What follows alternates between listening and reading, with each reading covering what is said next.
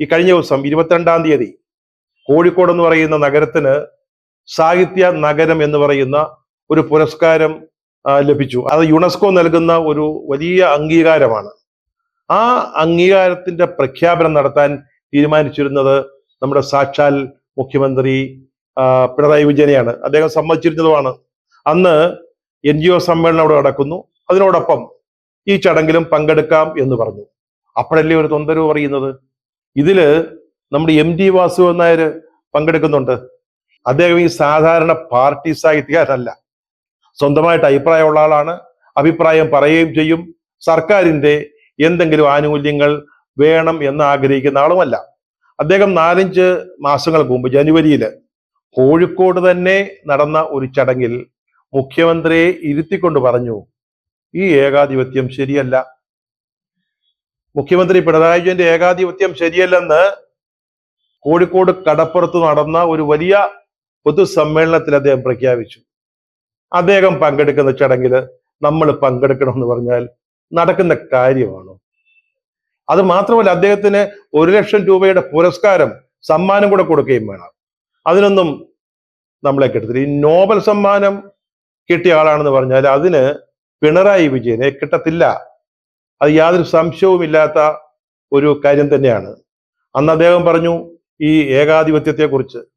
ഇന്നിപ്പോ അദ്ദേഹം പറഞ്ഞാലോ, അന്നേ ഞാൻ പറഞ്ഞതല്ലേ ഇക്കാര്യം, അതായത് ഈ ഏകാധിപത്യ പ്രവണതകളുമായി മുന്നോട്ട് പോയാൽ അവസാനം തോറ്റു തൊപ്പിയിടുമെന്ന് അന്നേ പറഞ്ഞതല്ലേ എന്ന് മറ്റോ MT പറഞ്ഞാൽ, അതുകൊണ്ട് അദ്ദേഹം എന്ത് ചെയ്തു, പരിപാടി റദ്ദാക്കി തൃശ്ശൂരിൽ വന്ന് രാമനിലയത്തിൽ കിടന്ന് തിരുവനന്തപുരത്തേക്ക് പോരുകയും ചെയ്തു.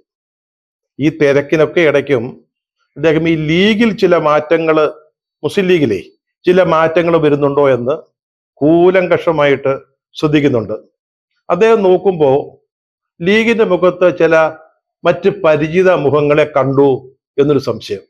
ജമാഅത്തെ ഇസ്ലാമി, SDPI മുതലായ പാർട്ടികൾ കൂടെ നടന്നവരാ, തോഴന്മാരായിരുന്നു. അവരുടെ ഒരു ലാഞ്ചന, ഒരു ഛായ ഈ ലീഗിന്റെ മുഖത്ത് കണ്ടോ?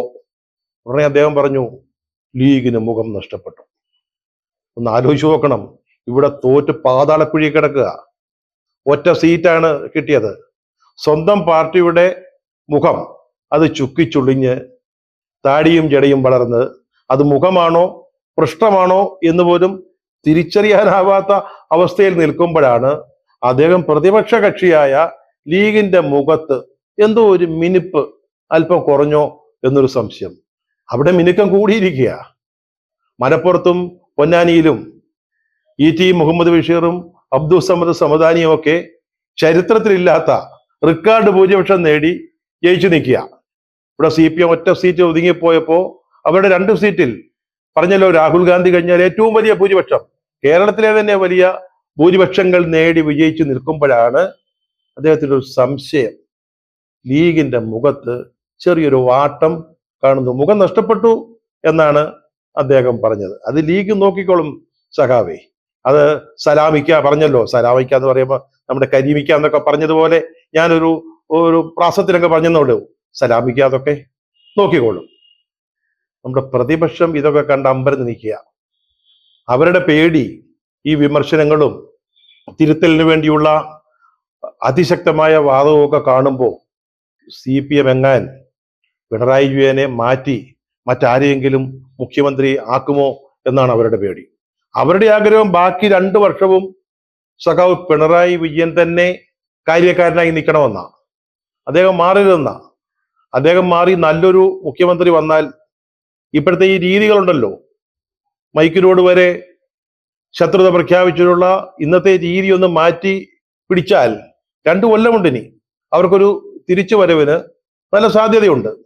അതിന് പിണറായി സമ്മതിക്കത്തില്ല, അത് വേറെ കാര്യം. പക്ഷെ അങ്ങനെ സംഭവിച്ചാലോ എന്നുള്ളൊരു പേടിയിലാണ് K. സുധാകരനും VD സതീശനും KC വേണുഗോപാലും ഒക്കെ. അവരെ സംബന്ധിച്ചിടത്തോളം അവർ സർവ്വ ദൈവങ്ങളോടും പ്രാർത്ഥിച്ചുകൊണ്ടിരിക്കുന്നത്, ഈശ്വര, ജഗതീശ്വര, ശ്രീ പിണറായി വിജയനെ, സഖാവ് പിണറായി വിജയനെ ഈ ടേം മുഴുവൻ മുഖ്യമന്ത്രി ആയിരിക്കാൻ സഹായിക്കണേ എന്നാണ്.